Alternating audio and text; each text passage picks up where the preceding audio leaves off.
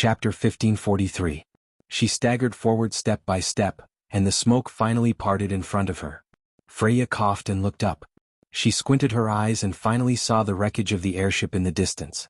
It was the Vitomir Count Audine's ship. There were many corpses scattered around the wreckage. Freya picked up a broken spear and used it to support her body as a form of self-defense. Then she slowly walked in the direction of the wreckage.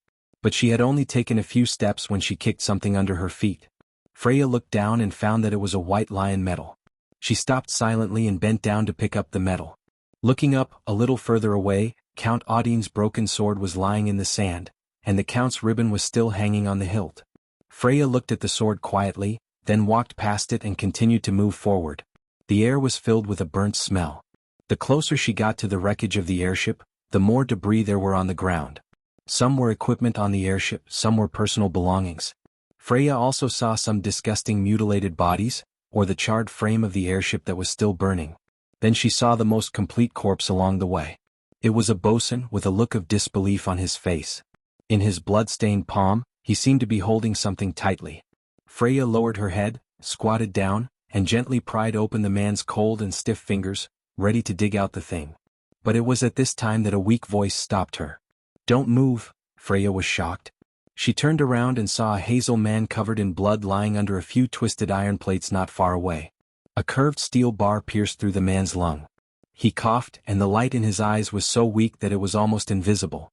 Freya hurried to the man's side and subconsciously reached for her medicine box, but it was empty. Only then did she remember that she had used it all in the previous battle.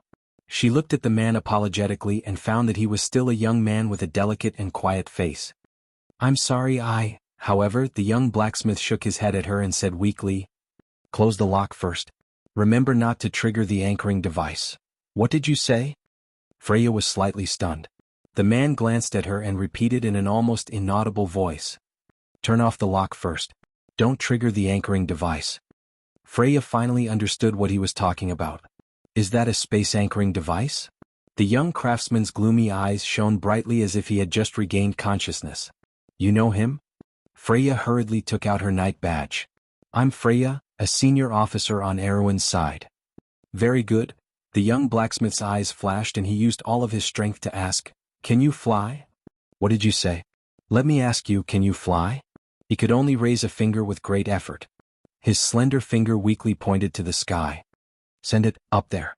"Me?" The young blacksmith nodded slightly. The light in his eyes was almost gone. Freya held his hand and asked in a low voice, "Tell me, what's your name?" "Kia Fiak Corporal." "You're a girl?"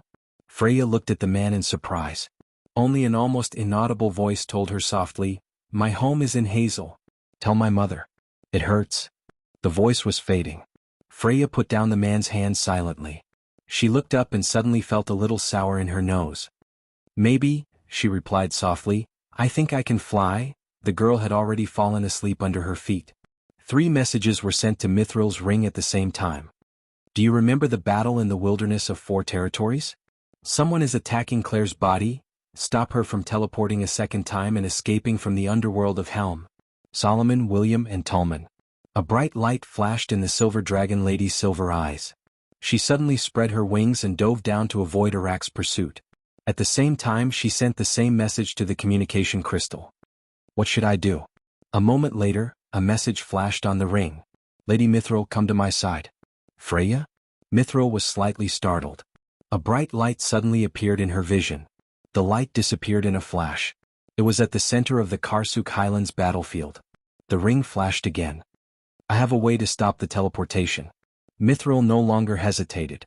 She immediately rolled and flew down. The tips of her wings drew 2 beautiful arcs in the sky. This elegant tactical movement immediately made the dragons understand her meaning. "Kin of Gold, spread out the attack formation and cover me." The group of dragons let out a clear and long cry in unison, then scattered in all directions. On the battlefield in the distance, Freya held the silver ring high in her hand. She looked at the silver arc in the sky with gratification in her eyes. In just a moment, the dragon spread its wings and flew over her head. The female knight pressed down her long hair, turned around and chased after Mithril. The silver dragon lady flapped her wings and slowly landed on the ground. She then looked up at Mithril. "Freya, why are you still here?" Mithril asked doubtfully. Didn't you retreat with the others? You said you have a way to stop Claire's teleportation. Is that true? Freya nodded. This is the wreckage of Count Audine's airship. I found a spacetime anchor device on it. Spacetime anchor device? Mithril asked in surprise. Is it still intact? Freya opened her palm to reveal the intricate brass sphere in her hand. She looked at the silver dragon lady and said, I can guarantee that it's still intact. Even the lock is intact. Mithril's heart skipped a beat. Do you know how to use it? Freya nodded lightly. Amandina taught me how to use the Magitech device. Very well. The silver dragon lady's narrow eyes shone brightly. She nodded without hesitation. Get on my back. I'll send you to the center of the portal. She then put down one of her tails and wrapped the female knight on her back. Mithril turned her slender neck and looked at Freya. There's no saddle, so you'll have to make do with it. You can hold on to my scales. Don't be afraid, I won't feel any pain. Thank you, Mistress Mithril. Freya was not used to the dragon's jokes. She was a little restrained. Mithril nodded and said seriously, this should be a small spacetime anchor device. We have to pass through the outer area of the portal. It's filled with spatial turbulence. I can protect you for a moment with my magic, but my mana is limited. We only have one chance. Do you understand? Freya nodded slowly. It's good that you understand. Mithril looked at her with satisfaction. She then flapped her wings and slowly left the ground. After circling a few times in the air, she began to climb higher. Above their heads was a huge black sphere. It was like a low-hanging dark cloud that shrouded the entire battlefield. Countless crystal clusters circled below the black sphere like a flock of ravens, protecting the portal. Freya looked at the ground one last time, then clenched the bronze sphere in her hand. The human and dragon soared straight into the clouds, and the silver dragon lady let loose a series of low-frequency roars from deep within her throat. These low dragon roars could be transmitted to an area over 100 kilometers away, but only the giant dragons could hear them. She was giving orders to the dragons. Kin of Gold, stay close to me. Stop Arak from approaching. The dragons roared as they descended. On the other side of the battlefield, the High Lord of the Crystal Clusters, Arak, had just noticed the strange movement in this direction through his complex crystal eyes. But from the corner of his eyes, he saw dozens of shining light spots suddenly descending from the clouds. Gold dragons. On Mithril's back, Freya also picked up her communication crystal. She paused for a moment, then softly said, This is Freya, Grand Commander of the White Lion Knight Order. This is Freya, I'm Grand Commander of the White Lion Knight Order. On the Tanajal's flagship, the Akhenaten, everyone in the captain's room was strangely quiet. Manrique slowly put down the commander's sword in his hand. He turned his head and quietly looked at the communication crystal ball that was making a sound. I repeat, this is Freya, I'm Grand Commander of the White Lion Knight Order. In the main battleships of the Buga and Banksians, on every communication crystal ball in every communication room, the same voice was conveying the same message to everyone. In estimated 3 minutes, Silver Dragon Lady Mithril and I will arrive at the target location and send the anchoring device into the portal. I request cover. I repeat, I request cover. On the Banksian's Glory of the Empire, Count Gonzalez slowly turned around. On the Akhenaten, Manrique had already put on his captain's cape and hat. He picked up his communication crystal, took a deep breath, and gave the order word by word. All fleets, listen up. Turn to the 6 o'clock direction and prepare to deploy the battle line with the Eagle as the reference. In the sky above, the 3 floating fleets that were slowly retreating from the battlefield stopped one by one. Countless floating battleships began to turn around in mid-air, but when they formed 3 lines on the battlefield again, the roar of cannon fire once again resounded through the sky of Karsuk. Iron and fire fell from the sky, and the light of the explosion lit up the entire plateau. This sudden explosion attracted the attention of every soldier on the plateau. Everyone stopped in their tracks and turned around in confusion. Didn't they already start to retreat? Where did the cannon fire come from? Who were the fleets attacking? Fiery sparks exploded in the sky. Under everyone's gazes, the Silver Dragon Lady spread open her wings and weaved through the cannon fire. She was as graceful as a fluttering butterfly. And everyone finally noticed the slender figure on the back of the butterfly. Suddenly there was a burst of cheers on the battlefield. The thunderous cheers came from the direction of Oween's people, but soon, it swept across the entire plateau. Valkyrie. Miss Valkyrie.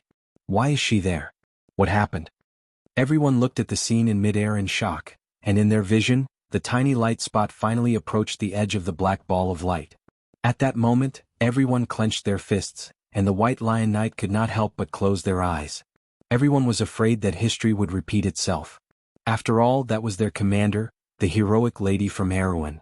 But a miracle happened. Amidst the continuous flames and crystal cluster Lord Arak's angry roar, the tiny silver light spot suddenly accelerated at the last moment and plunged into the black ball. The battlefield was completely silent. But everyone subconsciously raised the sword in their hand.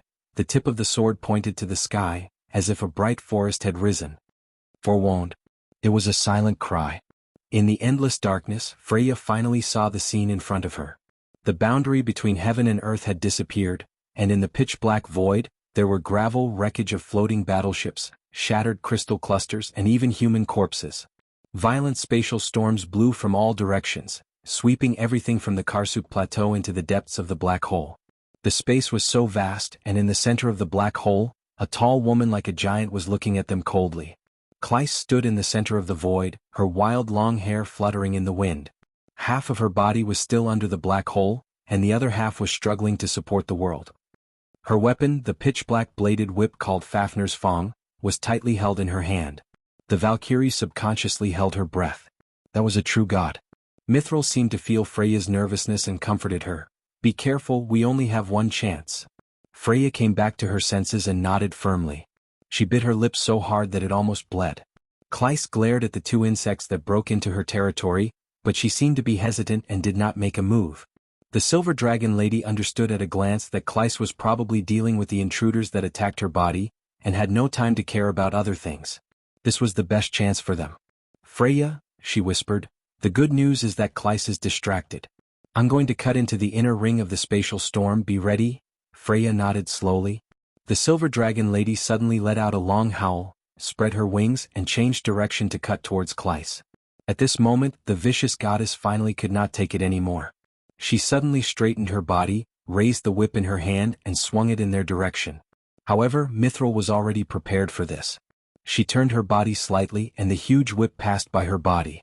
A terrifying soul energy swept past the two of them.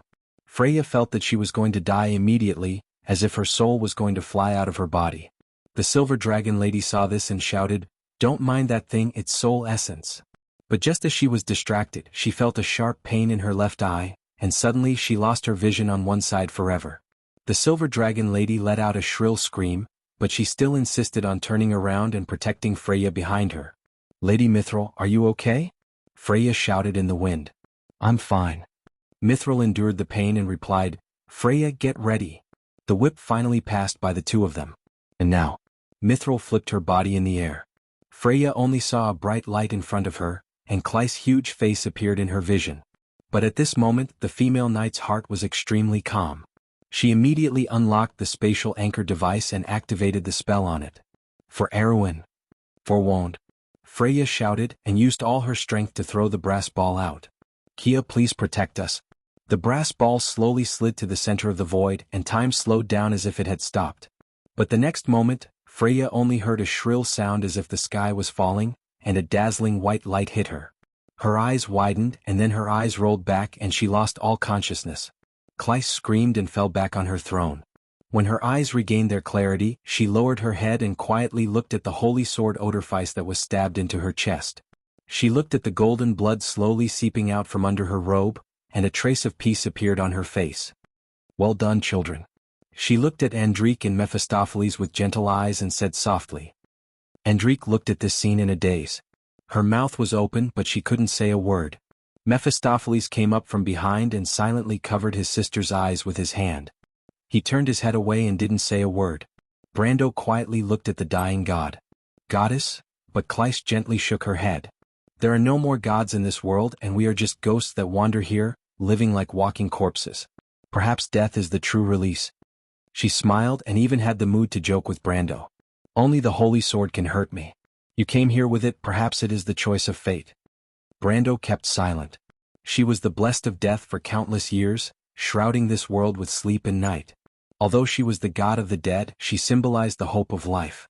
She stood in front of the gate of Eladner's divine kingdom with a scythe in her hand, protecting the dead who came here to find eternal sleep. She was the goddess of the dead moon, and her divine kingdom was the peaceful home of all the dead. but she had lost her favor and perhaps the gods were long gone. Mephistopheles tightly pursed his lips and looked up. Endrique sobbed in a low voice. Clyce's gaze was very calm. She looked at Brando and said softly, "Many years ago, I had foreseen the arrival of this day. I saw your face in countless years, so why have you come?" Meh. Brando was silent for a moment and then quietly replied, "I have come to end everything." "What is the end of everything?" Brando didn't answer this question but asked in return, "Goddess, what caused the gods to leave this world? Who defeated you?" The goddess smiled lightly and her eyes showed weakness. "You have already guessed, haven't you?" Brando was silent. He turned his head and saw the same worry in the little female dragon's eyes. The gods created them and abandoned them, but in the end they died because of them and an era came to an end. He who was standing here represented another part of this plan. But did the gods and the people of the gods foresee their ending? Brando looked at the sword in his hand and for a moment he was a little confused. The goddess gently closed her eyelids. She said softly, "Child, this is a debt but also a hope. Without bronze there would be no black iron." Clyce's body finally turned into light dust, and slowly floated from her throne, and finally disappeared. Just like that, a god left this world forever in her god kingdom. Endrique finally sobbed and fell on her brother's shoulder, crying bitterly. Only a low sobbing sound could be heard in the darkness. After a moment, Scarlet asked in a low voice, "My lord, who caused the gods to leave this world? Who defeated Clyce and the other gods and made our era lose the glory of the gods?" "It was the Bronze Clan." How is that possible?"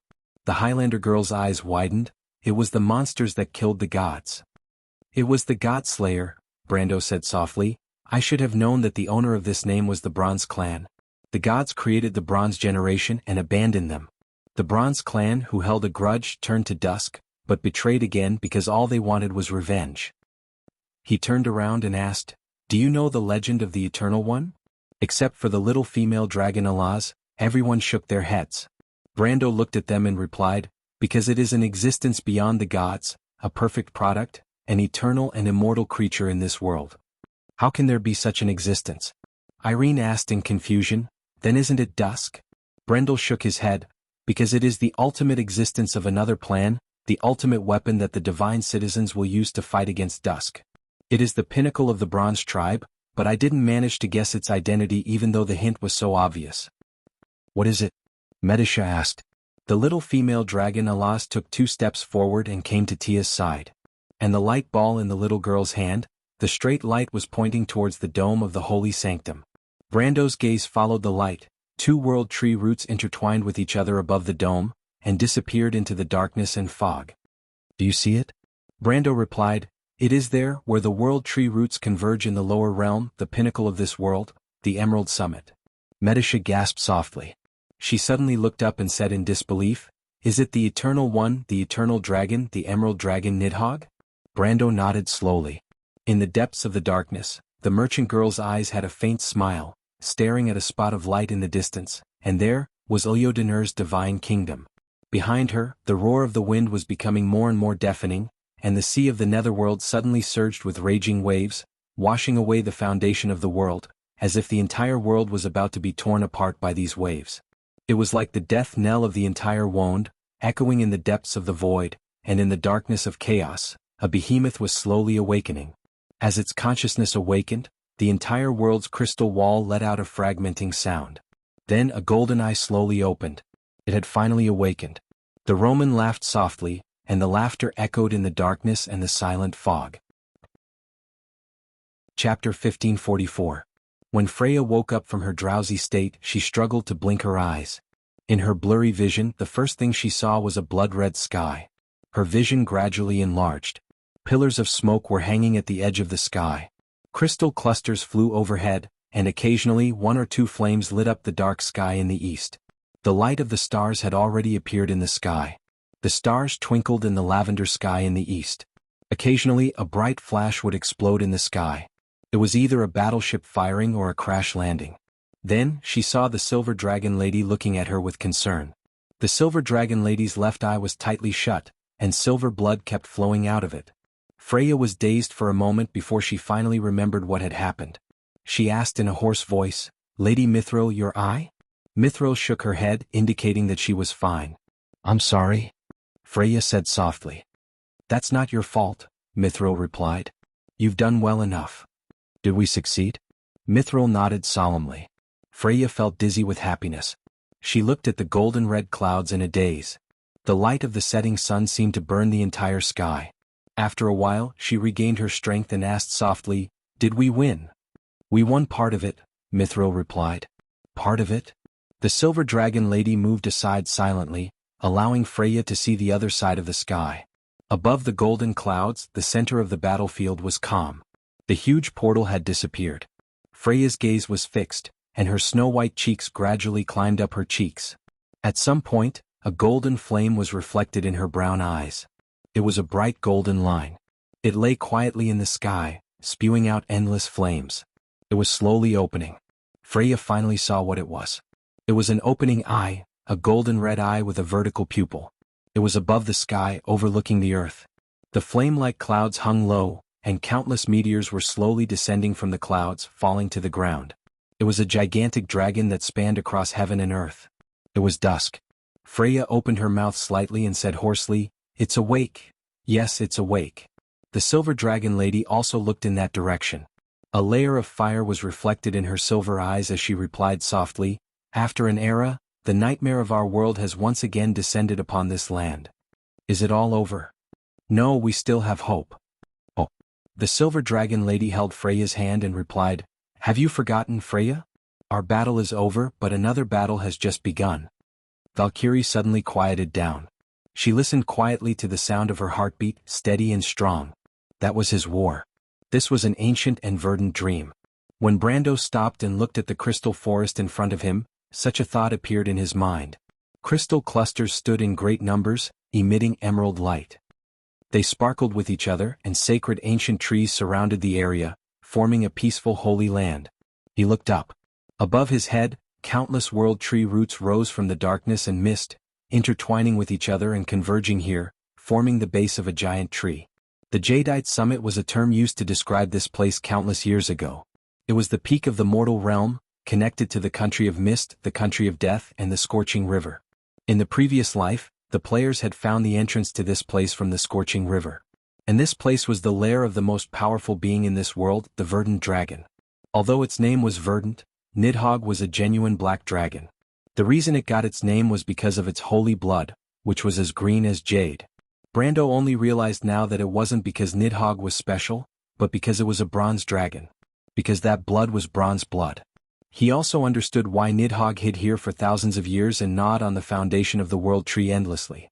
The ambiguous background story in the Amber Sword finally turned into a clear answer here.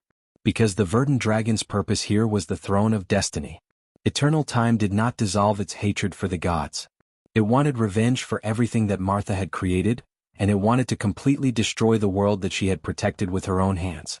Brando just never dreamed that the invincible world boss in the Amber Sword, after everything ended, would return to its original goal in this world. He still came here. He looked at this place and there seemed to be a strange feeling in his heart, a connection from another world. The souls of countless people were tied together with him. But whether he really had to face the eternal dragon, Brando was not sure. Everyone carefully moved forward in the crystal forest, and everyone was cautious not to speak. After all, the owner of this place was a mythical existence. His subordinate, Garm the Vicious Hound, was a notorious existence in the Divine War, not to mention the master himself. Of course, no one would expect the owner to be hospitable. The forest was quiet. Tia and Hippamera tilted their heads and looked at the reflections on the crystal bark, which could actually reflect their faces. It was just that on the divided mirror the reflections were big and small, and some were distorted exaggeratedly. Tia was shocked, and Miss Priestess had an interesting look on her face. Apart from the two of them who still had the mind to pay attention to these details, the others looked more or less serious. I finally understand. The Shire finally couldn't help but speak, and he whispered to Mephistopheles, why the bronze dragon appeared here, so their boss is here. Mephistopheles nodded, indicating that he agreed. And the dear demoness Helene walked at the front of the group. She had been alone in the darkness for thousands of years, and was the most suitable to adapt to the solitude here. Moreover, the crystal forest was kind of like home to her. She looked around and said, this place doesn't look like it has been broken in by outsiders. You mean we have already rushed ahead of the dusk? Alaz asked. That's hard to say, Helene replied. The road to the Emerald Summit is not only the kingdom of the dead. I remember the legend said that Nidhogg himself arrived here from the world of ice and snow in the kingdom of mist. But at least we can't see the corpses of the dusk species here, right? The Shire continued, and most importantly, it means that we are not on the same path as the Emerald Dragon. You may not believe it, but this is a big relief. Brando looked back at Tia. The elven girl was still holding the light ball in her hand, and the light on the light ball was pointing straight ahead. Although he had never been to this place in person, he had seen a lot of related videos and quickly figured out where it was.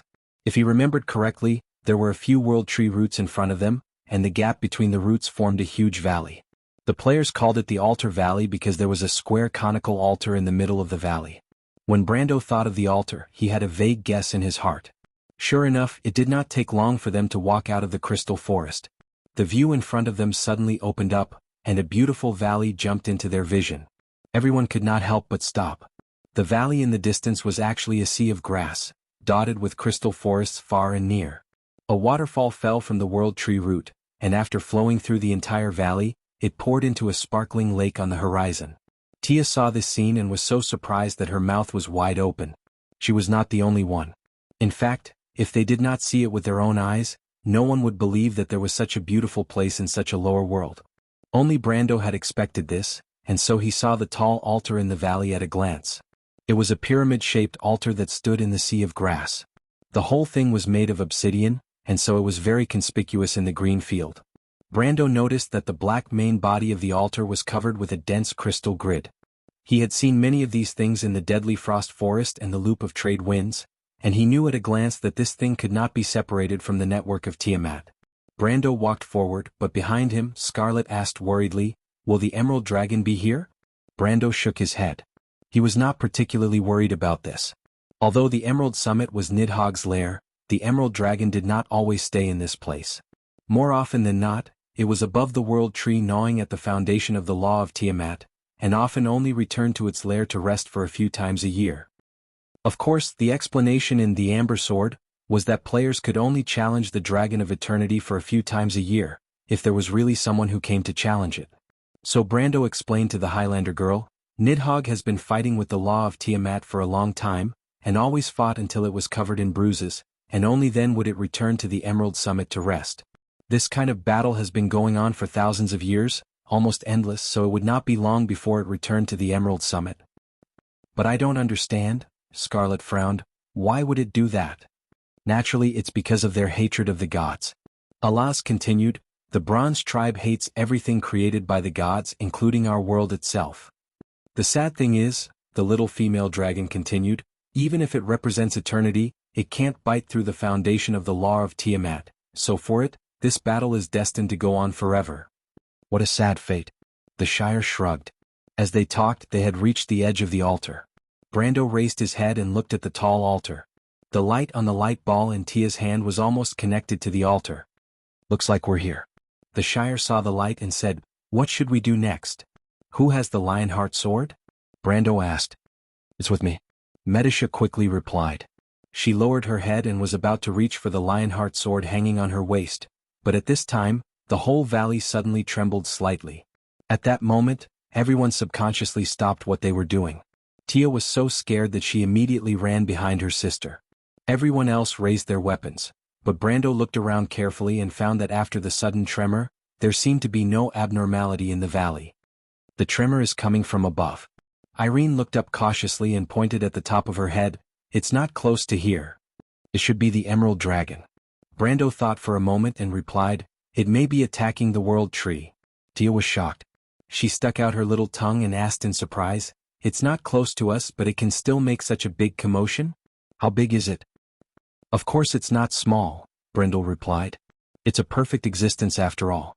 It holds the only eternal element in the world of Vaunt. The Emerald Dragon is defined as existing in countless parallel worlds and times at the same time. Even if it dies in a certain place at a certain moment, it will be revived because of its existence in another place at another moment." "My lord, does that mean we can't kill it?" "That's why it's called immortal." Brando nodded and replied, "In the other plan of the gods, it was originally used as the ultimate weapon against the Twilight. But things are unpredictable. Perhaps they didn't expect that what they created with their own hands would be such a disaster." "Against me?" Suddenly, a sneer came from the valley. Brando looked up abruptly. That voice, it was the voice that described the deepest nightmares in his heart countless times in the middle of the night, the voice that woke him up time and time again. That was Roman's voice. Everyone turned around and saw the merchant lady slowly walking out from the sea of grass. She looked at the others and smiled. Nidhogg is only fit to be a watchdog. How can its power be called eternal? Brando, in front of you, the so-called King of Bronze, is not even worth mentioning. Brando looked at Roman quietly. He looked at the girl who escaped from Butchie with him and Freya and dreamed of being a merchant.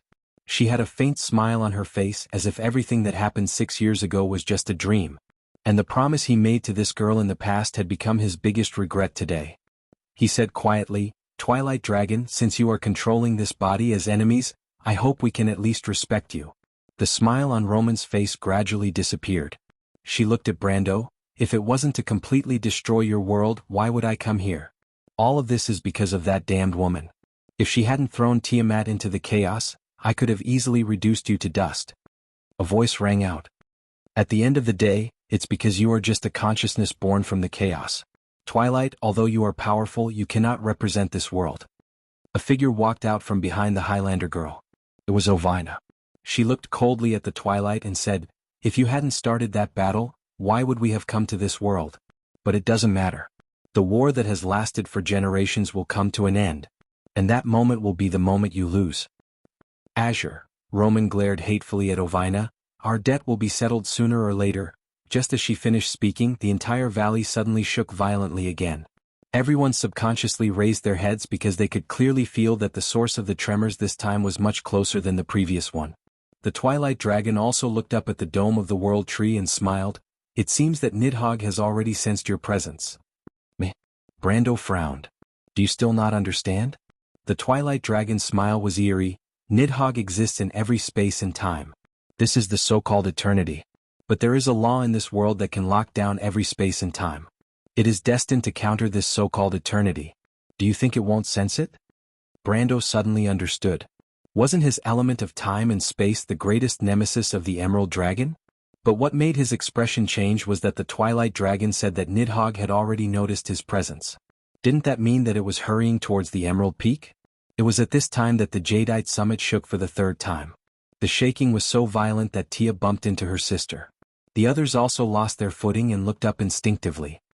This time, everyone could clearly feel that a giant creature had arrived above them. What a good show, the merchant girl smiled and looked at each of them with her hands behind her back. But I'm afraid I don't have much time to waste here. Brando, don't you want to see your little lover? Brando was slightly stunned, and a bad premonition suddenly flashed in his heart. The Roman raised her hand and snapped her fingers gently. A person gradually appeared behind her. Who else could it be but Amandina? Everyone saw that Amandina's expression was blank. She was obviously under the control of a spell. Miss Amandina? Medisha couldn't help but call out in a low voice. Brendel's eyes were burning with anger. He stretched out his hand, and the holy sword Odorfice appeared in his hand almost instantly. His figure moved, and without thinking he stabbed towards the Twilight Dragon with flash strike sword art. But the Roman didn't move. The space in front of her bent slightly, and a giant crystal claw dozens of feet tall appeared out of thin air, blocking Brando's attack with a clang. The merchant girl calmly pulled out the sword in her hand and placed the blade on the motionless Amandina's neck. She said leisurely, "Why, are you worried about your little lover? Have you forgotten that I'm the real mistress of the Abbeys? I'm your fiancé, dear Brando." Brando gritted his teeth and looked at her, taking a step back. Chapter 1545. The sky outside the window was already dark red. Golden meteors fell from the clouds from time to time and crashed into the ground. On the highlands, flashes of fire could be seen from far and near. It was already late, but the battle was still going on. In the northern sky, the floating fleet and dragons were still fighting against Iraq the Formless. After losing almost all of their top combatants, the battle had turned into a bitter war of attrition. Delphine gently put down the quill in her hand and stared blankly out of the window with her chin propped on her hand. Terrified screams could be heard from time to time. At this moment, even Valhalla Fortress was in chaos. She turned her purple eyes slightly and looked in another direction. Below the fortress, Falafel the Errant was already on the verge of collapse. However, the number of Valkyries that flew up to fight was decreasing. Only the shining silver fire in the darkness was still the center of the battle. The Prime Minister's daughter was silent for a moment. Creak. The door behind her opened. She turned around and saw Mithril knocking on the door and coming in. The silver dragon lady had changed into a clean robe, but her face was still pale. She rejected the goodwill of the people and simply washed her injured eye. Mithril stood in front of Delphian. The Prime Minister's daughter also looked up. The two in the room looked at each other in silence. "I heard that you were here," Mithril said softly. "I thought you would go with him." "Your eye?" Delphian asked. Mithril shook her head, indicating that she was not in the way. Delphian was silent for a moment. She picked up the quill again and scribbled something on the paper. But Mithril looked at Delphian's hand and said softly, "You are afraid, right?" Delphian's quill stopped. "Everyone will be afraid." She deliberately looked at the golden red sky outside the window and smiled. "I'm not extraordinary. But what you are afraid of is different from others, isn't it?" The silver dragon lady said. Delphian, "No." The Prime Minister's daughter shook her head. "There is no difference." She lowered her head, flipped open a page of the document and signed it. But Mithril looked at her quietly and said, "It's upside down." "What?" Delphian was stunned and raised her head. Mithril pointed at the document in her hands and said, "You're holding it upside down." Delphian's hand paused and the quill fell on the paper. She stood rooted to the ground, her mind in a mess. The wind was quiet, and the crystal trees in the valley emitted a faint fluorescent light. The light gathered together as if it could light up the darkness of the entire underground world. The jadeite mountain peak was like a lighthouse emitting endless light in the kingdom of the dead, standing tall in the darkness and fog. There was another dull rumble. The gigantic creature was getting closer and closer above their heads. Dust and ice chips were falling from the crisscrossing roots of the world tree in the mist. Brando quietly looked at the blade on Amandina's neck. He looked at Romaine and asked coldly, "Twilight Dragon, what do you want?" "What do I want? I just want Miss Amandina to do me a small favor. If it weren't for her connection with the Lionheart sword, it would have taken me a lot of effort to find this place." The Roman smiled happily. "And there's more to come." As soon as she finished speaking, a silver dagger suddenly appeared in Amandina's hand. Before Brando could react, she raised the dagger and stabbed it into her own chest without hesitation. Crimson blood instantly soaked through the layers of clothes and spurted out. Brando could hardly believe his eyes. "Twilight Dragon!" Brando shouted furiously, and punched the giant crystal claw in front of the Roman. The claw's owner, the crystal tyrant Estoni, appeared behind the Roman and was almost sent flying by the punch. Brando did not care about anything else. He flashed to Amandina's side and caught the falling Amandina with both hands. The Roman had no intention of stopping him. Instead, she stood aside and watched the scene with interest. She walked to Estoni's side, held the crystal tyrant's claw, and jumped up with small steps. The crystal tyrant stood up and walked past Brando. Its huge body made the valley tremble slightly with every step it took. Brando did not even look at them. He only carefully poured the holy water into Amandina's mouth. Amandina choked and coughed. She opened her eyes, and her dark eyes finally regained their clarity. When she saw Brando, tears flowed down her cheeks. "My lord." Brando was about to speak, but he suddenly froze. Because he saw the dagger in Amandina's chest rising up by itself.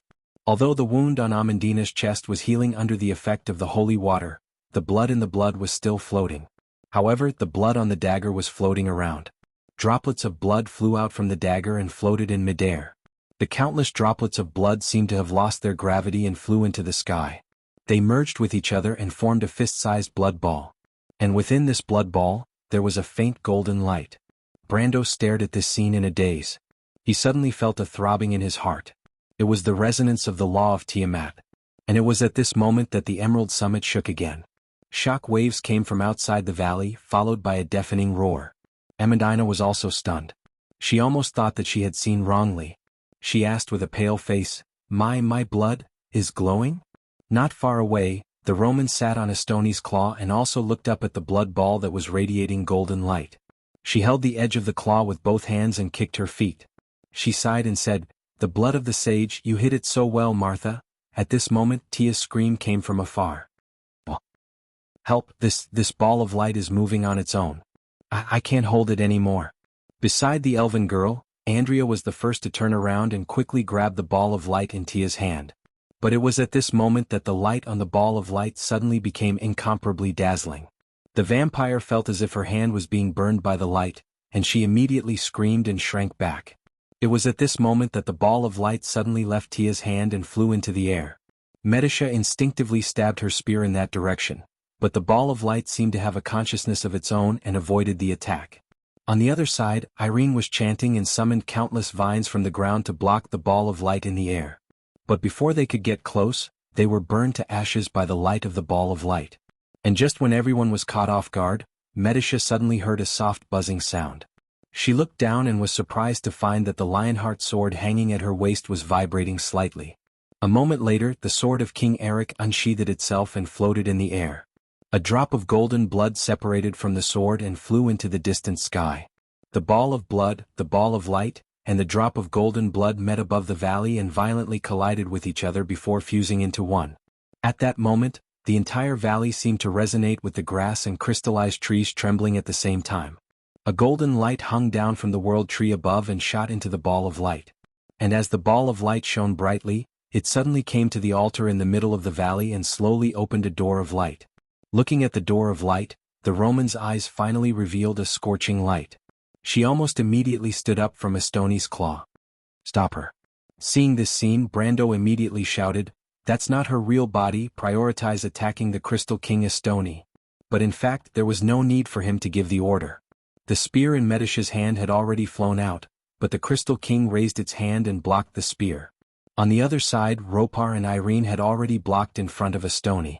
The Shire even used magic to create a barrier, but with just one punch from Estoni, Ropar and Irene could only retreat and the barrier was shattered. Brando saw this and picked up the blade of golden flames, gently putting it down. Amandina was about to join the battle, but Amandina grabbed his hand. She seemed to have finally regained her senses and said anxiously, "My lord, go save Miss Yuta." Yuta? Brando was stunned. What happened to her? She's still outside. She's outside? Estoni stepped forward step by step, but the Roman sitting on its palms sneered at the people in front of her and said sarcastically, "Look at whose sword this is." As she spoke, she hooked the long sword in her hand and threw it down high. The long sword spun and fell, stabbing into the soft ground. Only then did everyone see that the long sword was Yuta's sword, the Fire Raven's tongue. At this moment, the ground suddenly shook violently, and the entire Emerald Peak seemed to be about to collapse. Everyone's expression changed drastically. The weaker ones, such as the Nightsong Tiger and Falerne, lost their footing and fell directly to the ground. Brando subconsciously turned around. Outside the valley, a huge head slowly walked in from there. What kind of creature was that? It was just a head, but it occupied a corner of the valley. Even the towering crystal tyrant Estoni paled in comparison to this dragon. Yes, it was a dragon. To be exact, it was a black dragon. However, under the black scales that covered its entire body, there seemed to be green flames burning. The flames seeped out from under the scales and fell to the ground. In an instant, they formed a cluster of emerald green crystals. As it slowly moved forward, the crystals flowed into a forest. Every step it took was enough to shake the entire valley. The way it strode forward with its head held high made people feel small and insignificant, as if it had the bearing of a king. Its huge head looked down at everyone condescendingly. Its black eyeballs were like solidified lava balls, looking at everyone in the valley with a look of contempt. But its gaze was mainly on Brando. Brando felt his scalp tingle. There was no doubt that this was the king of the Bronze Tribe, the God Slayer, the verdant dragon, Nidhogg. Nidhogg's black eyeballs seemed to contain a green flame, but there was no gentleness in them. When it saw Brando, the look in its eyes became colder. Brando lowered his head and saw the thing under Nidhogg's claws. It was a crystal prism, and in the prism the female mercenary captain was sealed motionlessly. Brando turned his head back angrily. He did not need to think to know whose masterpiece this was. Romaine smiled at him sweetly as if she was very satisfied with this prank. At this time, Medisha's telepathic message came immediately, "My lord, we will stop the Twilight Dragon. You go and save Miss Yuta. The portal in the middle of the valley is shrinking, you must hurry." Brando looked in that direction and nodded silently. He understood that this was the only way. Brando stood up, and the verdant dragon Nidhogg immediately roared in his direction. At that moment, it was as if the whole valley shook. But Brando only glanced at it and disappeared from its sight in a flash. When he reappeared, he was already above the dragon's head. Brando pulled out the Shallow Sea Holy Sword Cinna in midair. With Odorfice in one hand and Cinna in the other, He jumped down heavily and stabbed the two swords into Nidhogg's head. Nidhogg let out a blood-curdling scream. Green flames immediately spread out from the wound and scattered in all directions. Nidhogg's sword had left a deep wound on the dragon's forehead, and it was so deep that the dragon's bones could be seen. But the verdant dragon immediately lowered its head, turned around, and swept its huge tail towards Brando like a mountain. The huge shadow rushed towards him. Brando put away the holy sword Odorfice with one hand, and with the other hand holding Cinna, he directly launched the glacier attack. A glacier dozens of miles long spread forward. The icy wind whistled, and the 10,000-year-old ice almost froze half of Nidhogg's tail and the back half of his body into an ice sculpture. And the remaining power of Cinna continued to move forward, turning a piece of the emerald forest into ice shards in the distance. As far as the eye could see, it was as if an endless glacier had appeared in the darkness. The freezing effect caused the verdant dragon to pause for a moment. Brando finally found an opportunity to flip down under the dragon's claws and grab the crystal that sealed Yuta. With a spatial teleportation, he teleported far away in the direction of the Shire. But in the next moment, the glacier suddenly cracked, and Nidhogg took the opportunity to claw down at Brando. Although Nidhogg looked huge and clumsy, the claw was so fast that it almost left a shadow. Brando had to rely on his ability to control time to barely see the attack's trajectory. He lunged forward to avoid the fatal blow. But what made him a little creeped out was that this damn thing did not even use the elemental laws, and it actually tore a crack in space with brute force. He clearly saw the black spots brought by the claw, which were the signs of space breaking. What kind of monster is this? After his successful attack, Brando immediately took a step back, and Haurangaya appeared in his right hand. He reversed the tip of the sword and stabbed it into the ground, and the ability of the Frost Earth Guard instantly burst out. Combined with the glacier created by the Shallow Sea Sword, the stable power of the earth surged out from the ground, and two strong walls entwined with different law networks rose from the ground, separating him from Nidhogg.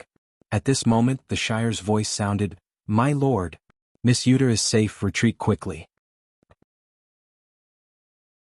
Chapter 1546. However, before the Shire could finish his sentence, his voice suddenly became urgent. "Be careful, Miss Medisha." Brando turned around just in time to see the Silver Elf Princess groaning in pain and kneeling on the ground.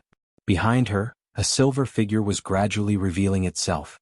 Brando recognized the other party at a glance. It was Cyril, the king of the No race. Cyril's right hand had turned into a spear and pierced into Medisha's back. Fortunately, the Silver Elf Princess had managed to avoid the fatal blow to her heart at the last moment.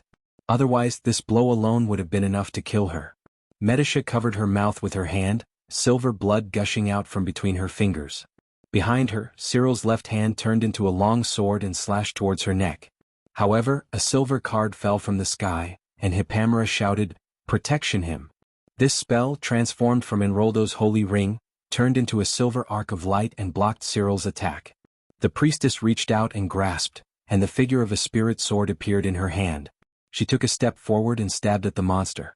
Cyril didn't care about Hippamera's attack at first, but when the blue-green sword pierced his arm, the king of the No race screamed in pain and retreated at lightning speed. Hippamera didn't chase after him and stepped in front of Medisha. Cyril looked at the burning wound on his hand with a gloomy expression, and raised his head with a twisted expression. The power of a planeswalker. Hippamela looked at the other with a serious expression.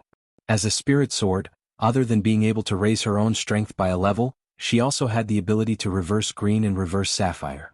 To the laws of this world, green was life and blue was magic. She whispered, "Magic creature, you are a No race." "He is the king of the No race." Brando's voice sounded through the spiritual connection, transmitted to everyone. "Cyril, the king of the No race." At this moment, the Twilight Dragon had already arrived beside the light gate. She turned around and looked at everyone with a smile. "My two commanders and a Nidhogg. Brando, defeat them and then talk about competing with me for the throne of destiny." In front of her, Astoni and Cyril, the kings of the Crystal Cluster and No race, stood before everyone like two mountains. Astoni was Leviathan's first avatar in the chaos, and could also be said to be Leviathan's first heir. Cyril's origin was even more mysterious. He was a consciousness born from chaos, and could be said to be essentially no different from the Twilight Dragon. He was a pure magical creature, and as long as there was a trace of energy he would be immortal. Nidhogg, who was in the distance, finally noticed the Twilight Dragon. Its eyes were filled with the same hatred as it growled in its direction. The Roman glanced at Nidhogg and smiled. Nidhogg, both of you are part of Martha's and the divine folks' plans. Since he used to be my watchdog, I've sent him to you. As she spoke, she turned around and slowly walked into the light gate. The Shire, Falerne and Irene cast their spells at the same time. Endrique, Mephistopheles and Alaz also split up and flanked Estoni. Malurcha summoned the shiny fairies and the centipede of death. The Shire used a card to immobilize Cyril's mobility at the same time. The crystal cluster tyrant Estoni only raised its hand to block, and the spell still hit its body. Before the lines of law could reach its body, all of them disappeared. Alaz saw this and reminded everyone, "Be careful, this guy is immune to spells." And with a shake of its huge body, countless crystal cluster fragments fell from its majestic body. As soon as these crystal cluster fragments fell to the ground, they turned into crystal cluster lords, entangling Endrique, Mephistopheles and Alaz's attacks. The effect of the magic imprisonment ended in an instant, and the King of the No was finally able to break free from its restrained state. As soon as it attacked, Hipamera was immediately injured. After all, it was a creature that had been on par with the gods for several eras. It lacked the power of divinity or the high-level authority in the law of Tiamat, so it was difficult to really cause them harm. Seeing this, Brando could only withdraw his hand from the battle with the Emerald Dragon. From a distance of thousands of feet, a silver line of law hit Cyril, and the King of the No was sent flying with a scream. But he also paid the price for this attack. Nidhogg roared, and a claw almost slammed him into the ground. The Twilight Dragon stopped at the edge of the light gate for a moment. She turned around and took one last look at everyone. She raised her eyebrows slightly, and with the habitual action of the merchant lady, stepped into the light gate. And the moment she stepped into the light gate, the entire Emerald Summit began to buzz. Medisha, who was recuperating, looked up and could not help but be shocked.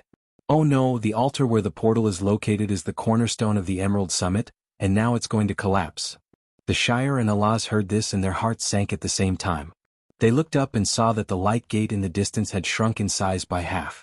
The young wizard immediately cast a telepathic communication spell, and brought everyone into the temporary communication range. "My lord," his slightly calm voice rang out once more. Brando had just climbed out of the ground, and at the same time he dodged the Emerald Dragon's tail attack. The tail that was like the root of the world tree swept over the valley, causing the entire valley to almost break apart, revealing the roots of the world tree in the west. It even made a hole in the valley, and the majestic lake water was pouring into the dark abyss in the distance, making a roaring sound. In just a short moment, this tranquil valley had disappeared without a trace. The Shire's voice continued in the telepathic communication. "My lord, we will send you into the light gate." After Brando put some distance between them, he asked, "What are you going to do?" "There's no time for us to clean up these monsters one by one," the Shire replied. "The only way is for us to open up the extreme planes and pull Estoni and Cyril into our law." Medisha's weak voice also sounded. "My lord, we can't hold on for too long, you may only have a sliver of time." Brando did not say a word. But he understood the danger. For the master of the extreme planes, pulling an enemy that he could not fight into his law was a battle of life and death. Just like Williams in the past, taking the initiative to open up the extreme planes to delay a strong enemy was often a last resort. Another voice sounded. "No, leave Cyril to us. We only need Miss Alaz to delay him for a moment." It was Ovina who spoke.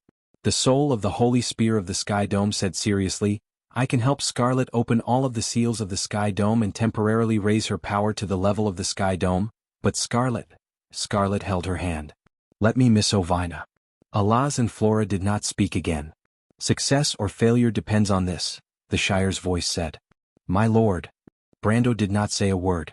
His gaze swept across everyone in the distance. The Shire, Medisha and Mephistopheles all gave him smiling looks. Yes, success or failure depended on this. "Nidhogg is in your hands, my lord," Medisha's voice said gently in his mind. Brando nodded slowly. "Come," the Shire said loudly. "Hipamera, lend me a hand." He reached out and a light blue card of fate appeared in his hand. Backtrack flash, instant spell, copy all the spell cards in the target's hand and add them to the target's hand. The blue card was pointed at Hipamera. At the same time, Miss Priestess found her hymn. The light of the silver card enveloped everyone. Cyril was surprised to see the hand that had transformed into a spear stabbing into Tia, but it shattered like real mercury on the little elf's shoulder. Tia was almost stunned by this attack. Medisha saw this and also showed her card. Pure white barrier high-level spiritual chi spell. All of her creatures were bestowed with the power of the curtains at the same time, so they couldn't be targeted by any magic spells. For Cyril, who had mastered many different types of magic abilities and was a magical creature, it was as if half of his powers had been instantly crippled. Then the Silver Elf Princess showed another card. Void Mark. Every time you cast a barrier spell, summon an army of elemental archangels into the field. She then cast the White City flag, adding a powerful buff to every ally on the field. Everyone's strength almost instantly increased by a full 10%. A door of light opened in the sky, and countless white archangels descended from the sky, fighting with Estoni's crystal army. At the same time, Estoni's giant fist landed on the Shire, and a similar silver light blocked all the damage. The mage smiled and calmly summoned his extreme planes. In the distance, Brando drank bottle after bottle of holy water, constantly converting his flame of life into elemental power through rebirth and nirvana, and adding it to the elemental pool. And under the combined efforts of 7 or 8 planeswalker creatures, his elemental pool was only decreasing, not increasing.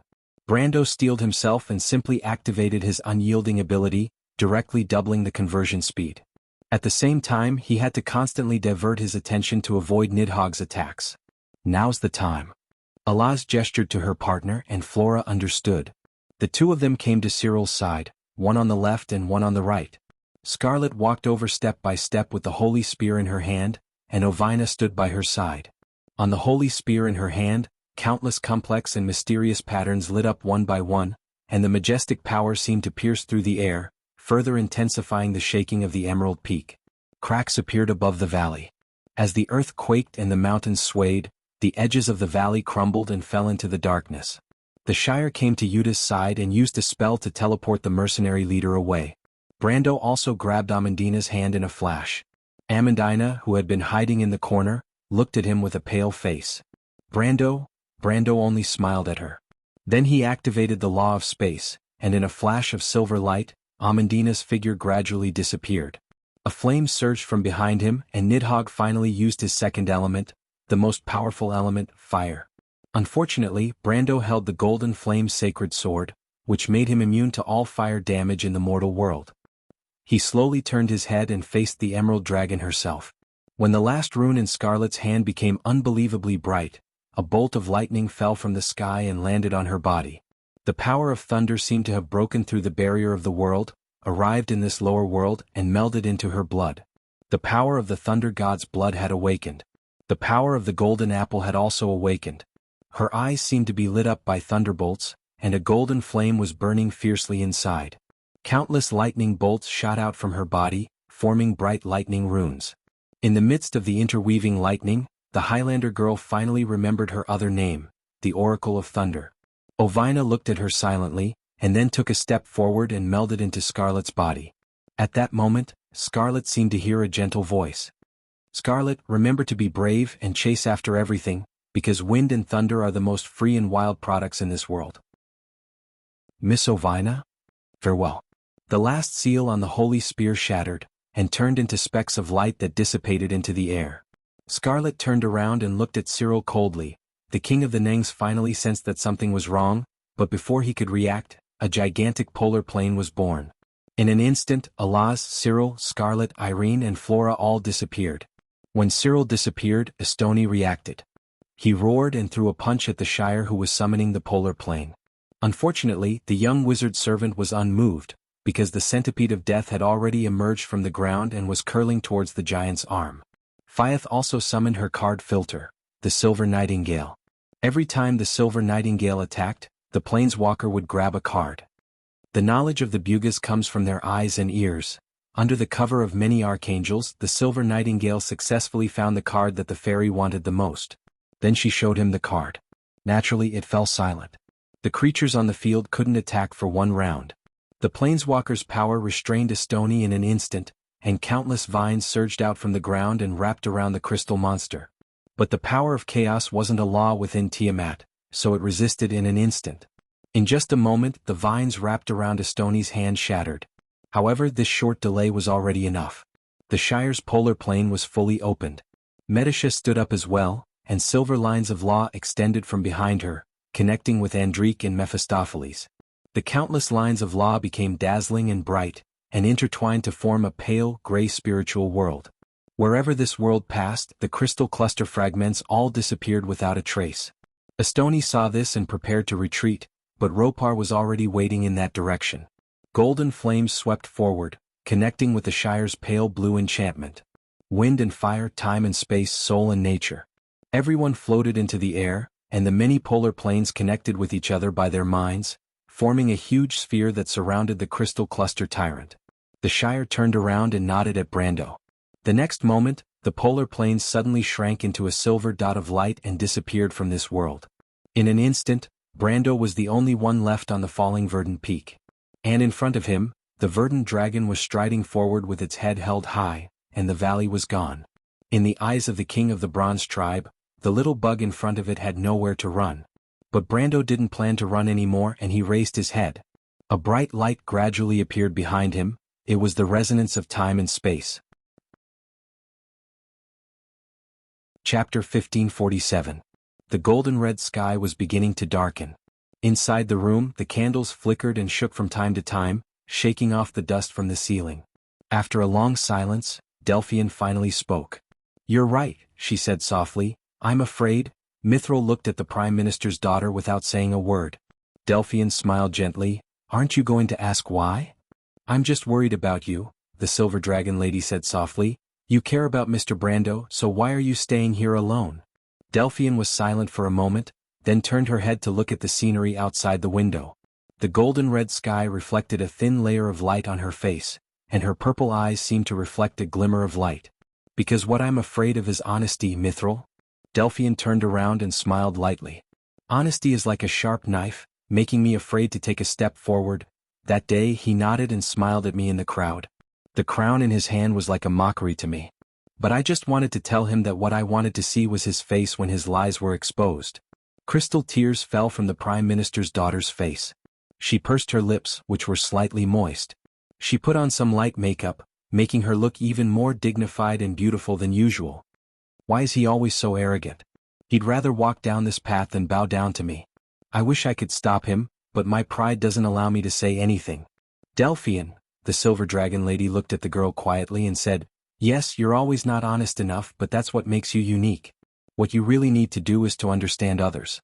You should understand that Mr. Brando chose this path for a more noble reason." Delphian smiled and wiped the corners of her eyes. "Perhaps I fell in love with someone I shouldn't have," she said softly. "This is my perfect revenge, but the sharp dagger stabbed into my own heart." She stood up softly and walked past the Silver Dragon Lady. "Where are you going?" Mithril turned to look at her. Delphian stopped, turned around and smiled.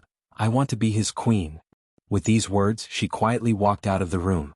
Brando knew that he did not have much time.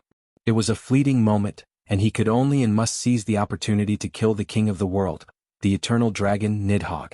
That would be a feat that no one in the other world could accomplish. However, he wasn't excited at all. The silver lines of law were behind him, extending under his feet.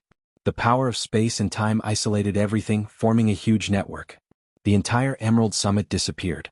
There were no more collapsed valleys, no more light, and no more darkness. There was only a void between him and the giant Emerald Dragon. Countless silver lines intertwined with each other, as if they formed the entire world. It was flowing time and space that overlapped with each other. It was the universe itself. The laws that represented the strings of time and space locked onto everything in the world. Any flowing and uncertain things became clear here. There were no more false things in the world, only the purest of laws. Countless laws were like brilliant stars hanging in the sky. And every light was closely connected to the laws of Tiamat and the world itself. The axis that represented time locked onto the Emerald Dragon that existed at any moment. Its so-called eternity was condensed into a point in this world that was only limited by laws, and it was no longer free. And every plane of space restricted Nidhogg's existence to travel through any parallel world. Its so-called eternity collapsed into a flat surface under Brando's instructions, superimposed on a thin piece of paper. The silver plane continued to shrink, and finally two light spots overlapped each other. The verdant dragon's almost infinite existence was combined into one at this moment. Perhaps in all the worlds, in all the history, this moment was the closest this Emerald Dragon was to a limited state. In a silent space, A man and a dragon confronted each other in the world formed by the overlapping points. The strength of the two was so close that Brando's power of laws was almost exhausted at this moment. Time infinitely approached a standstill. Brando knew that when this moment came, it would be his only chance to make a move. He would only have one chance. But his mind fell into an anxious cycle. Nidhogg's existence was locked in the next moment, and even in the next moment, even if it was just a microsecond, it would be restored to eternity. Then what method should he use to completely erase Nidhogg's existence in the most basic unit of time? That was a power that even the Holy Sword could not possess. Brando thought about his method. In order to think, he kept extending the line of time, making time almost eternally stop at this moment. The man and the dragon were in a deadlock in this state of stagnation. He didn't have absolute confidence and Nidhogg couldn't move. But time was always limited. The needle would always move again. His power of laws was getting closer and closer to exhaustion. Brando's eyes became complicated. Should he take a gamble? He closed his eyes slightly as if he had made the final decision in his mind. But at this moment, a voice struck his heartstrings. "Have you forgotten me, this vicious woman?" Brando was slightly stunned. Within his law of time, only his planeswalkers and creatures summoned by his cards of fate would be able to maintain the same flow of time as him, because they were considered to be one with him. But who was that voice? It couldn't be Medisha, nor could it be Hippamera or Andrique. A door of light opened in the darkness. A woman's slim figure slowly stepped out from it. The woman gently looked at Brando. She was wearing a black gauze dress and a veil, but even with the butterfly-shaped black mask on her face, her pair of purple eyes flashed with the light of wisdom. One could still see the calm and stubborn gaze of the Prime Minister's daughter. Was Delphian? No, perhaps it should be the unapproachable Fergie. Delphian? Did you not expect me to come here, Your Majesty? The Prime Minister's daughter asked with a smile. No, I am your planeswalker creature, Delphian said softly. As a part of the law, responding to your summons is normal, isn't it? But, Brando took a deep breath, you didn't really become a planeswalker and join the Dead Moon deck. So what? In the infinite still time, Delphian chuckled. She laughed so hard that her body shook. But her purple eyes maintained a trace of clarity and she gently replied, as long as I can help you, isn't that enough? She came to Brando's side and used her black gauze glove to gently lift Brando's chin. Her deep eyes quietly looked at Brando. Don't feel like you owe me because I hate it when you treat me like that. I understand why you didn't bring me, Brando finally spoke. You can't go, Delphian. I have other ways. What if you sacrifice someone else, such as the Silver Elf Princess? Brando was silent. The Prime Minister's daughter slightly lowered her head. As expected in your heart, I am far inferior to your little princess. No, that's not what I meant, Brando replied. But you can't be considered a real planeswalker creature. I can. Is it too late now? Delphian looked at him with a smile.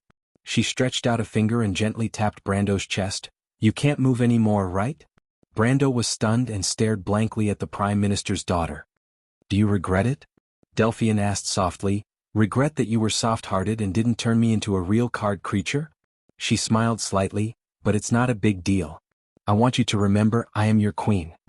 The Prime Minister's daughter gently lowered her head and her purple lips kissed Brando's lips.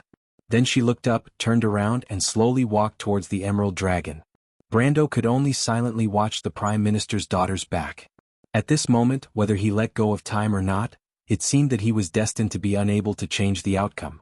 In the void, Nidhogg was like a continuous mountain range, and the Prime Minister's daughter was like a speck of dust next to him. She turned around and looked at Brando one last time. In that moment, all love and hatred were meaningless. In the girl's eyes, there was only tenderness and affection. She gently placed her hand on Nidhogg's body. The Planeswalker's law displayed its absolute majesty on the creatures in the Tiamat network.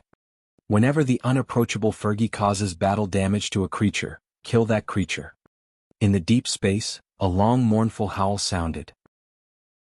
But when time began to flow again, a legend of immortality and eternity ended at this moment. It was like the end of a cycle. Energy and matter, everything that made up the Bronze King, endlessly radiated in all directions, bursting into the void. In the endless white light, the lighthouse of the dark world, the peak of Emerald, collapsed. The whole kingdom of the dead seemed to be bathed in a pure white light. Countless energy, like a huge ring, slowly spread out from the sky. Everything disappeared, except for Brando, who was firmly protected by the law of space.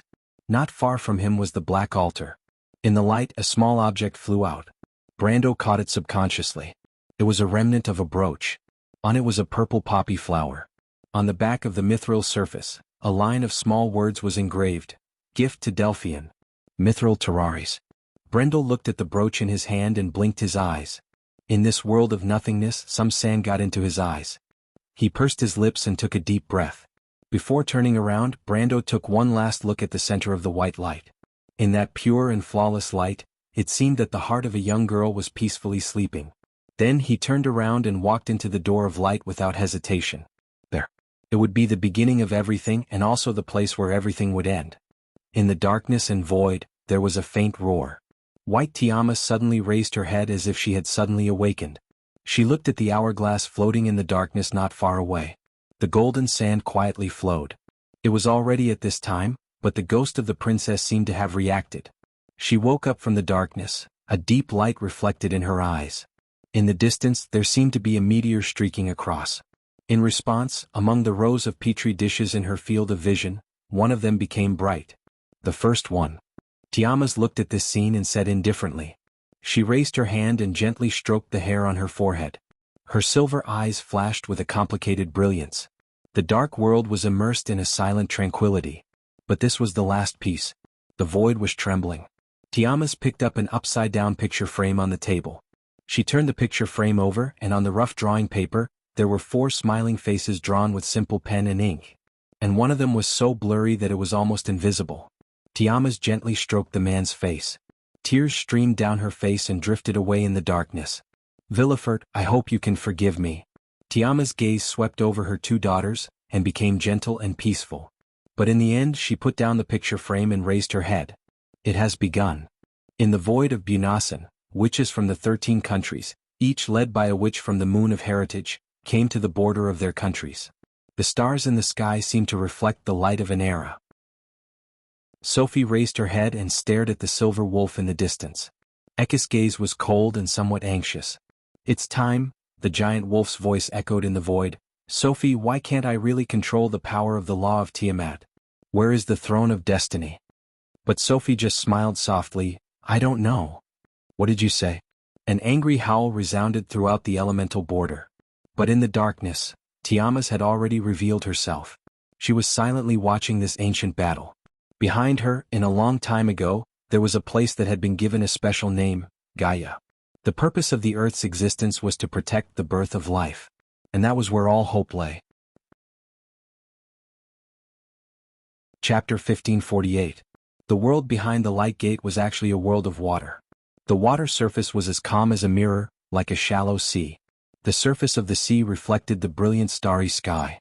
A meteor streaked across the distant sky, and the shallow clouds outlined the horizon like a mountain. Brando's toes lightly stepped on the surface of the water, and circles of ripples spread out on the mirror surface.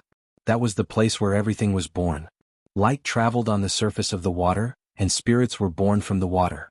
He raised his head. The back of the girl in the distance was motionlessly looking up at the bright starry sky. You came later than I thought. She slowly turned around, and her bright black eyes gazed at Brando as she spoke softly. Between the 2 of them was a throne. It was as blue as the sea, and the stars could compose poems on it. It was pure and flawless like Martha's crown. On the plateau of Karsuk, the sun was slowly sinking into the horizon. Everyone raised their heads to look at the night sky that was destined to be extraordinary and wound.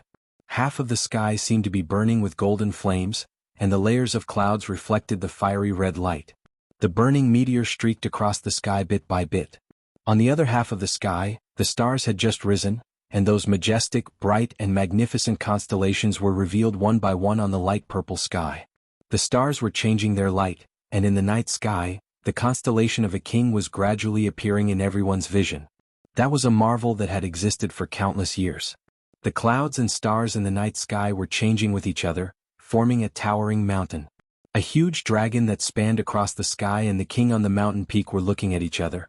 At this moment in everyone's eyes, there were such stars and dreams, flames and death. It was the most magnificent scene written in the history of the Pale poem. The twilight dragon had merged with the law of Tiamat at this moment. And a voice resounded in the sky at that moment. You came a little later than I expected, Brendel, but it's all over. The Roman said softly. She stretched out her hand and a pure and flawless light shone from her palm. The light flowed slowly like a silent poem, describing the story of several eras. In countless myths and legends, it had many names. Pale Poem, Black Prophecy, Martha's Authority, as well as the Throne of Destiny. The Roman gazed at the bright light and said, "Look, this is what you have been relying on, the Throne of Destiny, and it now belongs to me." She raised her head and admired the magnificent starry sky. Her eyes reflected the colorful light as if she was intoxicated. "I will witness your world's destruction in the flames with my own eyes. Such a magnificent starry sky will eventually dissipate into the endless darkness. When the stars extinguish one by one, the universe will welcome eternal silence. Don't you think it's beautiful, Brando?" She laughed softly, "Because the truth is always beautiful. Do you still remember the stars we saw in the summer night in Bucci? Although it's a pity they will eventually die." Brando looked at her quietly. For a moment, he really saw the shadow of the merchant lady in her. But unfortunately, a shadow will always be a shadow. He sighed. The Roman looked back at him. "Why are you sighing? Are you feeling sorry for all of this?" Brando shook his head. "What I'm sighing about is the time that will never return. It lingers in my heart, always reminding me of the good things that have passed away. But what has passed away will always pass away. What has passed away will always pass away." Amandina raised her head in the snow-covered forest, listening to the familiar and gentle voice. In the sky, it slowly sounded as if it was telling an ancient story. In that story, she was the princess in the fairy tale, and her prince opened the long and narrow door with warm light for her. That was her heart. At some point, Amandina covered her mouth, tears rolling down, sprinkling on the white snowflakes. Brando slowly raised his head, looked into the Roman's eyes and said quietly, "I just want to tell you something, Twilight Dragon." "You're wrong." He reached out his hand. In the darkness, two extended golden lines appeared in his hand. The lines outlined the shape of a holy sword. The distinct blade shone with the light of resistance. Holy sword Odorfice, little by little, reflected on the surface of the water. Bright stars seemed to rise in the night sky. In every land on the continent of Wond, people looked at this scene in a daze. 7 holy swords shone in the night sky. Odorfice, that represented the flame of resistance. Cinna, the radiance of wisdom. Judgment, selfless justice. Verdant, the life of nature. Firmament, unrestrained freedom. Haurangaya, the silent protection. Mithra, the pure faith. The 7 rays of light disappeared one by one. But the 7 stars that rose gradually merged into one and turned into a new constellation under people's gazes. Many years later, people could still remember this night, the constellation that shone in the night sky. It was a bright sword. It had a name. It was called Destiny. Brando held the sword and stood on the reflection of the shallow sea. On the blade, the 7 holy swords, water and fire, wind and earth, life and light and darkness, disappeared one by one behind him. They merged into one and turned into a flawless sharp blade that emitted golden light. It was resplendent like a golden crystal. And in the crystal, it contained the destiny of this world. Roman was stunned. She clearly felt an ominous threat from the sword and asked in a low voice, "What is that?" She was slightly stunned. "Why do I feel the same power as the throne of destiny from that sword? But this is impossible. In the law of Tiamat, there can't be 2 identical authorities." But Brando just looked at the Twilight Dragon quietly. "This is Amber," he replied softly. His soft voice seemed to describe all the legends of this sword. "Amber?" The Twilight Dragon frowned in confusion. But Brando raised the sword in his hand. The transparent sword body seemed to contain some invisible power. His focused eyes stood opposite the Twilight Dragon across the throne, but there seemed to be an insurmountable gap between the two. "Did you see? The trajectory in this sword is like the destiny of mortals. Because amber is originally a container used to hold time and history. When destiny is placed in it, everything is fixed here." Brando raised his head and answered her seriously, "In the law of Tiamat, there are indeed no 2 identical authorities, but the crown in your hand is power, and the crown in my hand is responsibility." The Twilight Dragon finally felt that something was wrong. She took a step back and asked, "What's the difference?" Brando laughed. It was as if in countless wars over the ages, the side of order had never been so close to the dawn of victory as at this moment. He softly answered the truth. The meaning of Amber's existence is not to be in charge of everything. However, there was a type of power that wasn't the supreme ruler. Instead, it was a power that placed authority in the hands of every single mortal. Amber was a shackle. And the meaning of the shackle's existence is that it can be broken by people. That was the sonorous and forceful reply that resounded above the clouds at this moment. In the mountains of Alkash, the little princess from Nine Phoenix silently lowered her head, looked at the gloves in her hands and listened to her teacher's words. It was a promise, but it was also a declaration. Do you still not understand, Twilight Dragon? Brendel's voice seemed to carry a faint sense of pride. If from this moment onwards, the law of Tiamat no longer exists in this world, what do you think will happen? What will happen? At that moment, on Babel Fortress, the female Legion commander actually shed tears in a daze. The memory of the young man in the loop of trade winds became clear and blurry at the same time. The distance between them was so far away. And Vahina was already sobbing silently. Mephisto, who was beside them, patted their shoulders without saying a word. Under the brilliant starry sky, Brando gently raised the sword in his hand. He softly recited, Lady Martha, I wear the crown on my head and bear its weight. With the holy sword in my hand, I swear to cut off all the shackles, and the cycle of history will end at this moment. Everything I promised you to do is now here. On the plateau, the starry sky seemed to have changed. Above the star, at the peak of the mountains, a monarch stood tall and slowly received a crown from the clouds. That was a kind promise, the authority of the highest. From Karsuk to Tanajul, from the wilderness of the Four Territories to Cloak Bay, from the White Mountain to the Great Plains, people looked up at the sky and actually knelt down one by one. In the starry sky, as if a river of stars stretched across the sky, that was the King of Wond, fulfilling his promise. Mithril stared blankly at the starry sky outside the window. And in the tree hall, Haruz looked at the crown in his hand. Crystal clear tears fell on Erwin's gem drop by drop. Brando's voice finally revealed a hint of relief. Dusk? He raised his head and smiled. Are you ready? No. The Roman screamed. She finally realized what Brando was going to do and shouted in panic. No, you can't kill me. You have to understand that my body is not here. At most, you can only kill a part of my consciousness. But Brando shook his head. If you don't become one with the law of Tiamat, how can you destroy this world? Twilight Dragon, why deceive yourself? The moment you get the throne of destiny, you are Tiamat. You, the merchant girl finally panicked. You have been waiting for the moment I get the throne of destiny. You knew this would happen, didn't you? Brando nodded silently. No. The Roman screamed. The moment you put on this crown, you are also Tiamat. If you completely break this chain, it is equivalent to suicide. Don't you understand? You will die too. But Brando just looked at her unmoved. At that moment, the Roman suddenly understood something. She looked shaken. Okay, I admit that you have won. Let me leave this place. I promise to give you another era. Everyone will live. You, your family, friends, and even everything in this world. She shouted almost hysterically.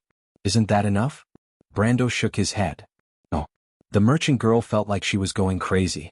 She screamed. There is also myself. I have a part of the Roman in me, don't I? Are you going to kill her too? There was a hint of softness in Brando's eyes, but there was a glimmer of light in his tears. I'm sorry, Roman. He replied softly.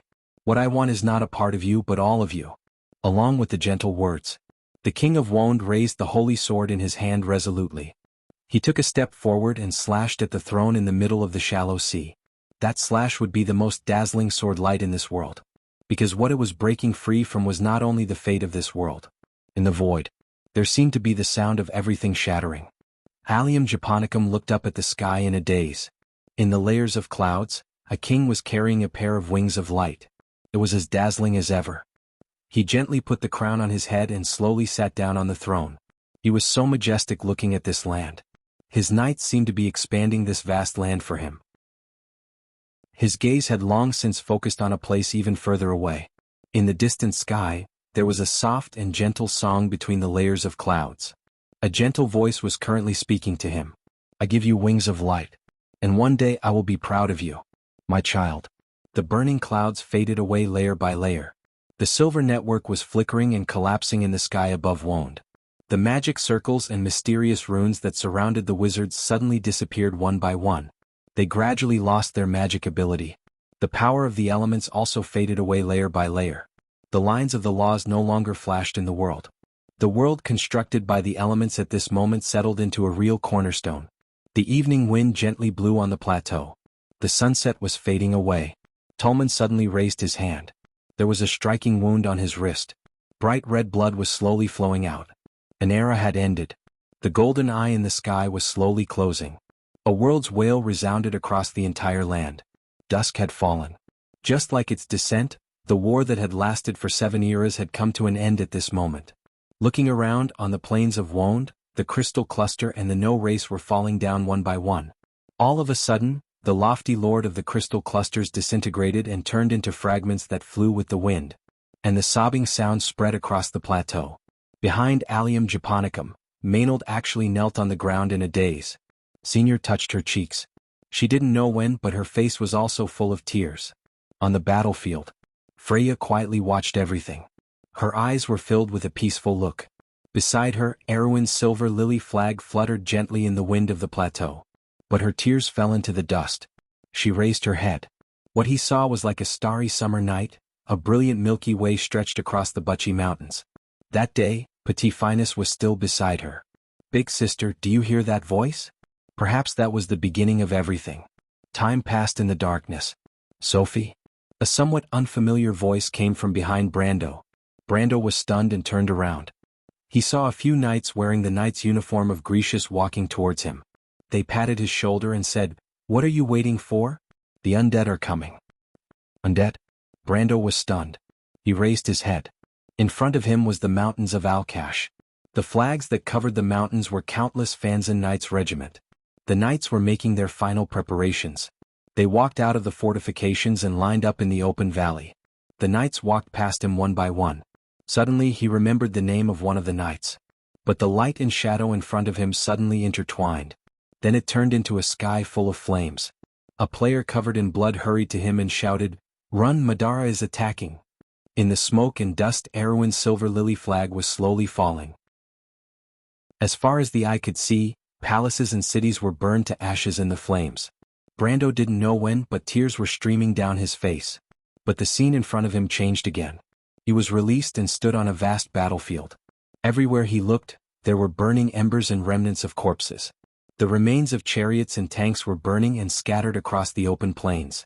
Above his head, countless flying machines were whistling and flying into the distance.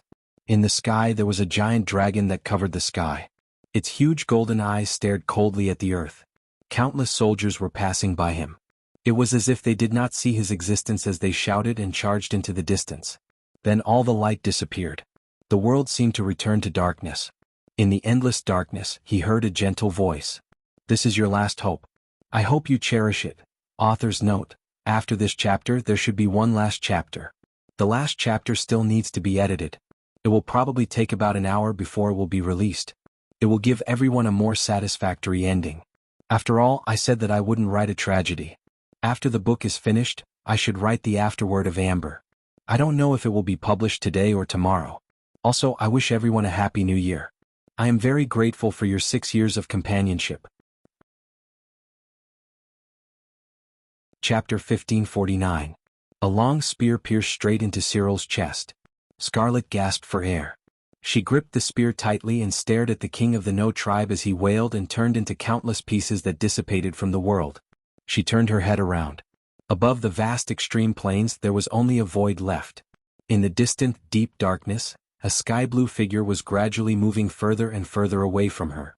"Miss Ovina." "My lord." In the darkness, the Highlander girl suddenly woke up. Soft sunlight shone into the room through the window. The thin curtains could not hide the beauty of summer. On the desk there was a warm lily.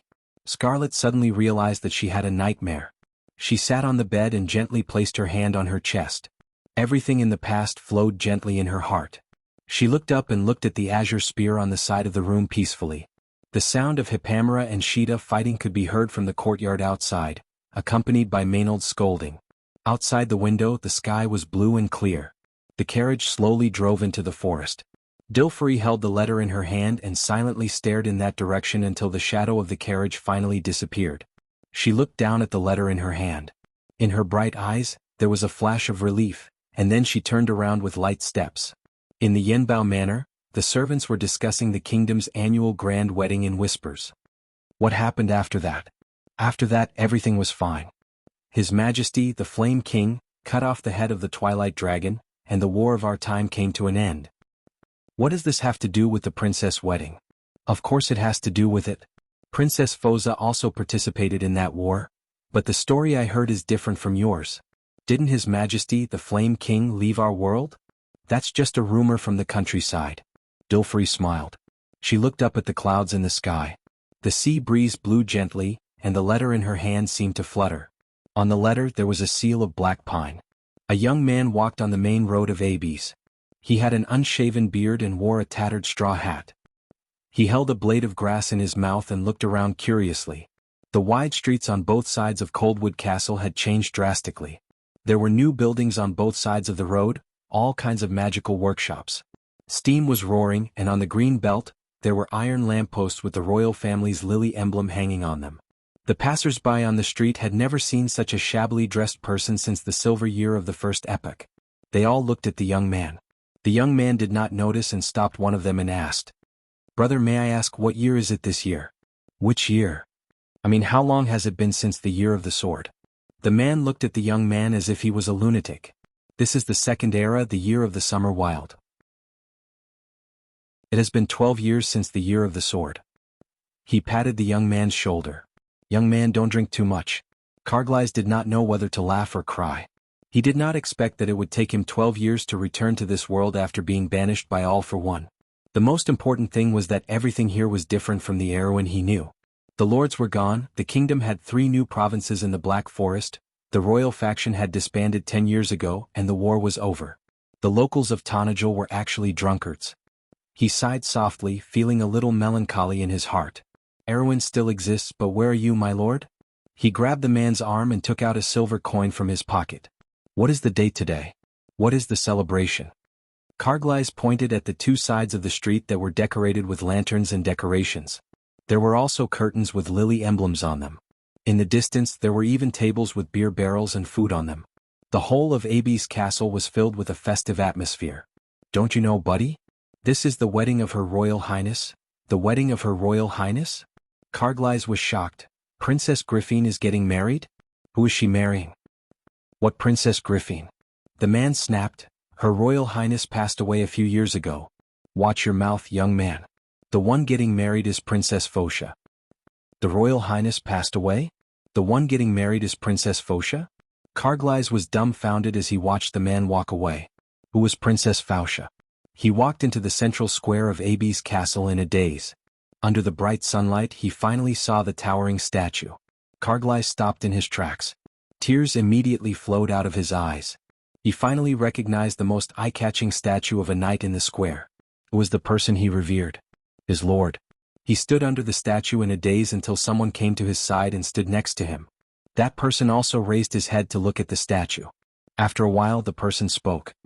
"It has been many years. The number of people who would stand under this statue is getting fewer and fewer."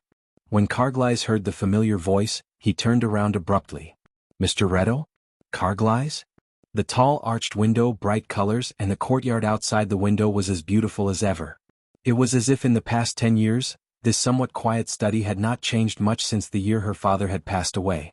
Griffin quietly looked at the long chair under the curtains. The red cushion on the chair reflected the golden afternoon sun. Dust flew up and down in the slanted beams of sunlight. Griffin could still remember a girl sitting on this chair, listening to the story told by Oberway in the same quiet afternoon. The eldest princess slowly blinked her eyes. She gathered her thoughts and gently closed the door before turning around to leave. But a voice called out to her from behind. "Sister." Haruz, with a crown on his head, looked at his sister's slender and lonely back. After 10 years he had grown up and had the responsibility of a king. But there were still some things in his heart that he could not let go. "Call me Princess Griffin." "Sister," Haruz could not help but whisper, "send my regards to teacher." Griffin turned her head and looked at her brother. Griffin had a faint smile on her face. "Why don't you go by yourself?" "Teacher doesn't want to see me, is that so?" Griffin's eyes flashed with a mischievous light. "Speaking of which, I married him in your place." "Sister," Haruz suddenly felt embarrassed, "can you stop talking about Princess Fuchsia? I didn't do it on purpose." "It's okay," Griffin smiled happily, "she will be mine in the future. Naturally, she has nothing to do with you." Haruz looked at his sister with a dumbfounded expression. The hall of Abby's castle was filled with laughter and discussion from time to time. Everyone was preparing for the upcoming wedding, Viscount Canelin and Princess Fuchsia's wedding. Perhaps half a year ago, Erwin never knew where Canelin was in this kingdom. Perhaps it was a newly cultivated land in the Black Forest. A brave knight won the heart of the princess. Everything was just like the legend from 10 years ago. But amidst the harmony, there were always some discordant notes. For example, there was a voice that sounded a little angry. "This account is wrong again, Amandina. Where's Falerne? Go get Falerne." Amandina smiled bitterly as she looked at the merchant lady with her hands on her hips and raised eyebrows in front of her. "Falerne has already gone on a trip to the plains with Mr. the Shire. They also brought Tia with them." "Oh," the angry merchant lady knocked on her head. "I remember now, this account is managed by that fellow." She looked up and saw a sneaky figure going up the stairs. She immediately shouted, "Brando, stop right there." But there was no way Brendel would stop, and he immediately ran away. Amandina's angry voice could be heard throughout the castle. "Brando, you're dead. Did you climb into that little female dragon's bed again yesterday? Or Scarlet? Or those two little she-wolves?" The Highlander girl was about to go out, but when she heard this, her face immediately turned red.